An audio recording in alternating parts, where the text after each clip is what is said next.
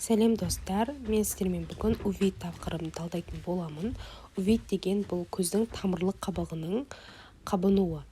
Яғни көздің ортаңғы тамырлы қабығына бізде нұрлы қабықты, кірпікті денені және де хоридия, яғни тамырлы бөлігін жатқызамыз.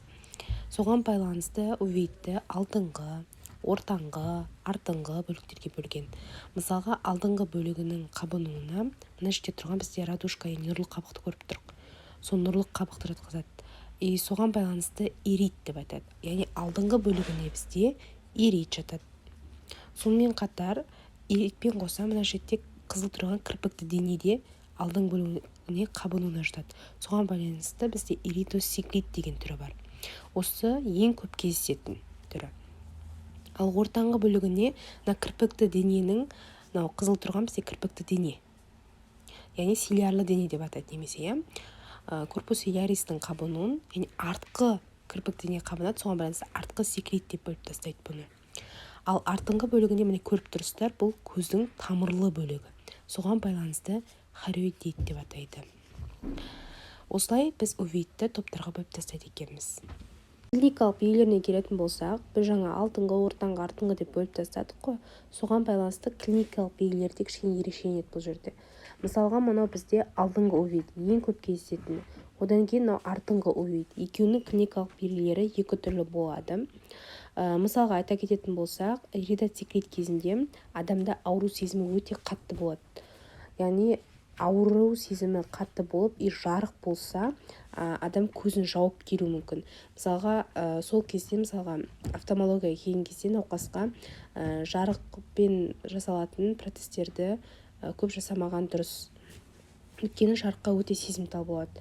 Қабағы ісіп, жасаурау деген сияқты қосымша белгілер болады. Ең үлкен белгісі бұл бізде ауру және жарыққа қарай алмау сезім болып келеді. Бұл кезде ең бірінші неге мысалға бұл жерде жарыққа қарай алмайды? Неге бұл жерде ауру сезімі көп болады? Мысалы, хоридиттің кезінде шағымдар мүлдем болмауы мүмкін. Ал мынада неге олай болады? Себебі бұл жерде иритоцеклит, яғни нұрлы қабық ирисия, циклит деген кірпікті дене, яғни нұрлы қабық пен кірпікті денеде бұл жерде қабыну болып жатыр ғой. Ал олардың мысалы нұрлы қабықтың қызметтері, мысалға, ол бізде жарықты ұстап қалып, қарашықтар арқылы жарықты реттеп отыру деген сияқты. Ол жер зақымданса, автоматически оның өзінің қызметі бұзылады. Соған байланысты жарыққа қарай алмау сезімі болады. Сонымен қатар қосымша белгілеріне мысалы көру өткірлігінің төмендеуін айтуға болады. Одан кейін мысалға көзінің қызарауы деген сияқты белгілер байқалады. Ал хоридиттің кезінде басында мүлдем шағым болмайды. Адам өзін аурумын деп есептемейді ол кезде.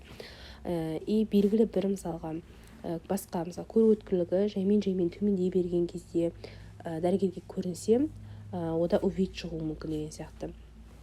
Ал соңына қарай хоридиттің кезінде андай көз алдында әртүрлі спиралды сызықтар көріне бастайды. Тоғлық қабықтың зақымдалуына дейін алып келеді өткен ол кезде уже. Негізі екеуі де өте қауіпті ауру. Екі ауруды мысалға тек қана қабынуға қарсы препараттармен солармен ғана басып отырады. Ондай мысалға нақты емдер дұрыс жүргізілмей отырса, адамды соқырлыққа дейін алып келеді.